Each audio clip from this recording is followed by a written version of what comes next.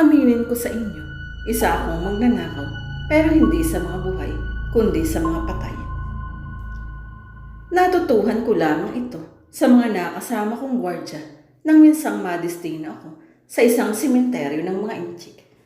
Noong una nakikinig lamang ako sa kanilang mga pinag-uusapan tungkol sa kanilang racket, ang pagnakawan ng puntod ng isang yumao.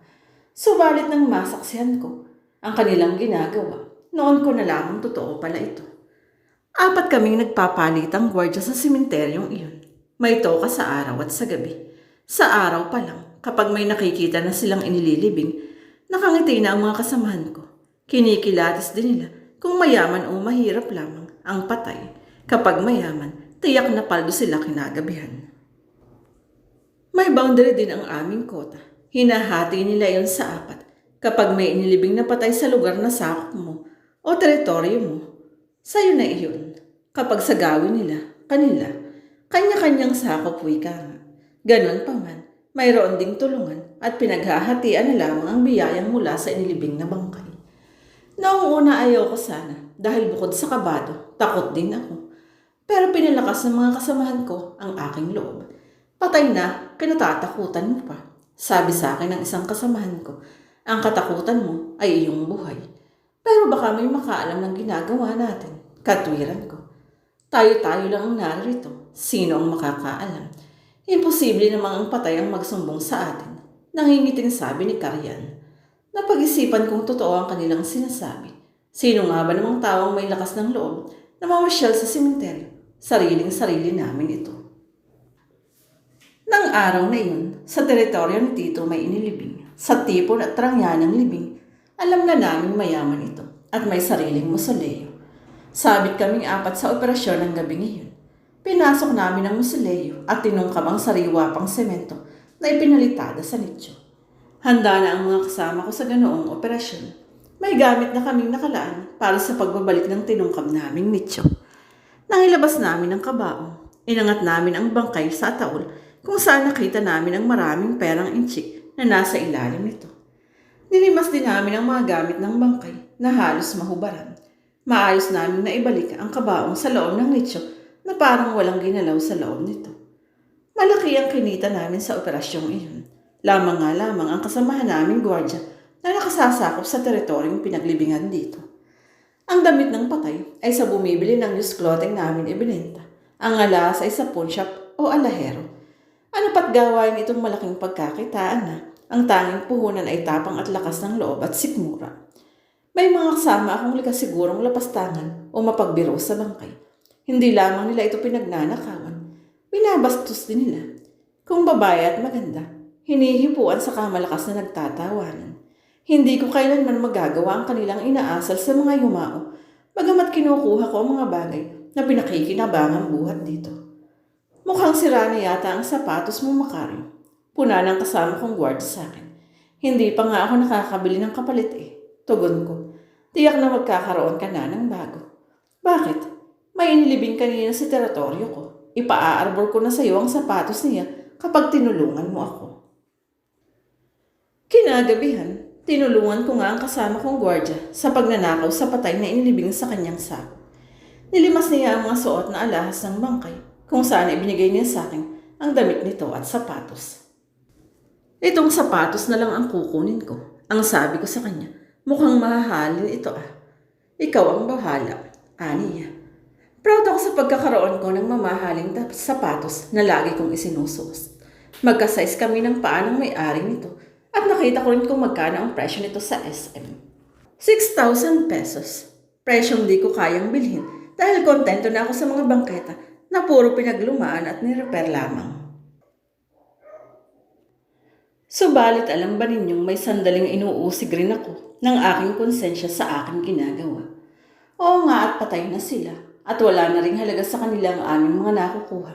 Pero pag nanakaw pa rin yung ituturing kahit pag-aari ng isang patay. Walang distinction. Buhay man siya o patay, ang ginagawa namin ay isang krimen sa mata ng tao at sa mata ng Diyos. Pero malakas ang tukso ng paghahangad sa pakinabang higit pa sa nararanasang hirap ng buhay sa ngayon. Kung wala kang pera, kakalamang iyong sikmura. May sweldo ka nga, kakarampot naman at kampo sa iyong pamilya. Lingid sa asawa kong si Lourdes ang aking ginagawa dahil kung malalaman niya, tiyak natututol siya at aawayin ako. So inilihim ko ito. Mukhang wala kang mapapala sa inilibing sa teritoryo mo, Macario. Sabi sa akin ni Karya ng hapong iyon. Bakit? Mukhang pordoy ang patay. Kukunti ang nakipaglibing. Nalungkot ako dahil nagkataon naman na kailangan ko pa naman sana ng pera sa linggong iyon. May babayaran akong utang na matagal na akong sinisingil. Kahit sana konti ay makapaghulog ako sa aking pinagkakautangan. Nang gabing iyon, wala na sana akong balak na pakialaman ang puntod ng patay na kalilibing, pero dala ng pangailangan ay nagpasya akong ituloy na rin. Baka sakaling meron din akong mapakinabangan sa makukuha sa patay na isa loob ko. Mag-isa ko na lamang isinagawa ang operasyon. Sanay na rin naman ako. So tinungkab ko ang nicho. Hinila ko ang ataol ng bangkay palabas sa kabinuksan. Mukhang ordinaryo lamang ang taong nakalibing. Maging ang suot niyang barong ay mumurahin. Wala ring sapatos na suot o alahas. Naisip kong ibuka ng bahagya ang labi ng patay. Nakita ko ang ilang gintong ngipin nito. May bebenta ko rin ng malaki ang mga gintong ngipin na ito, na isa loob ko. Piniga ko ang matigas na pisngi ng bangkay para bumuka ang bibig nito. Unti-unti ngang bumuka ito. Nagkataon naman na wala akong dalang plais na magagamit ko para ipanghugot sa ngipin. Iniisip kong baka makaya ko namang dukutin ito sa pamamagitan ng aking kamay.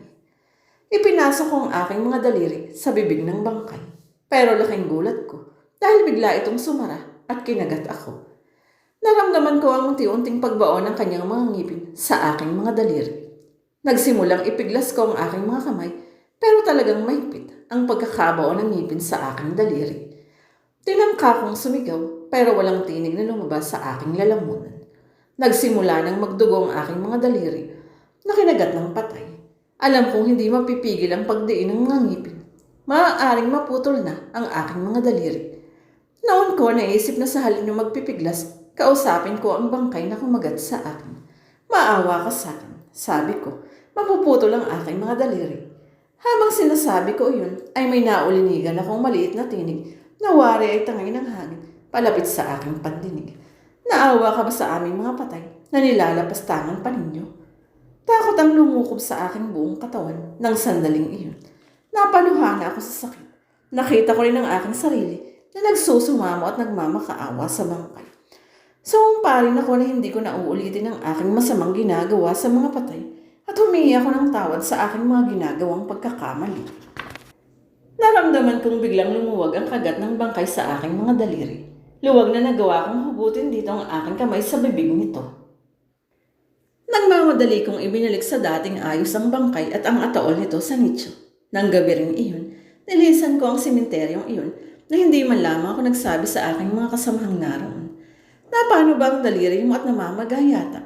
Puna ng asawa ko nang mapansin na nasugatan kong kamay. Wala, naipit lang ito sa pinto. Tugon ko. Tumawag kanina ang operation officer niyo at tinatanong kung bakit inabandono mo raw ang duty mo sa sementeryo. Anong isinagot mo? Wala, hindi ko kako alam. Tatanungin na lamang kita, sabi ko. Sabi niya, mag-report ka na lang daw mamaya sa opisina ninyo. Nag-report ako sa aming opisina pero nag-resign na ako ng tuluyan. Ang mga kasamahan ko ay labis na nagtaka sa akin pero sinarili ko na lamang ang nangyari sa akin. Mula noon, nitingin sa kabaong ng isang namatay ay ayaw ko nang silipin. May phobia na ako. Mayroon pang guilty feelings akong nararamdaman. Sa pagsisimba ko, lagi kong ipinagdarasal sa Diyos na patawarin ang nangagawa kong pagkakasala. Lahat ng gamit na nakuha ko sa patay ay tinapon ko na pati na ang mamahaling sapatos na isinusuot ko. Ayaw ko nang maaalala ang nangyaring iyon sa akin. Ang isang yumauna ay dapat na iginagalang at hindi nararapat bastusin o pagnakawan. Napakasakit mawala ng isang mahal sa buhay, pero lalo sigurong masakit kung malalaman nilang nilalapastangan mo pa ito. Aral itong dapat sana ay aking pinahahalagahan. Sa ngayon may marka pang naiwan sa mga daliri ko, ang sugat na ninilka ng bangkay na kumagat sa akin. Nagpapasalamat ako at pinakinggan pa rin niya ang aking pagmamakaawa at paghingi ng tawad. Darating ang panahon, matutula din ako sa kanyang kinalalagyan at ayokong mangyari sa labi ko ang paglapastangang iyon na nagawa ko sa kanila.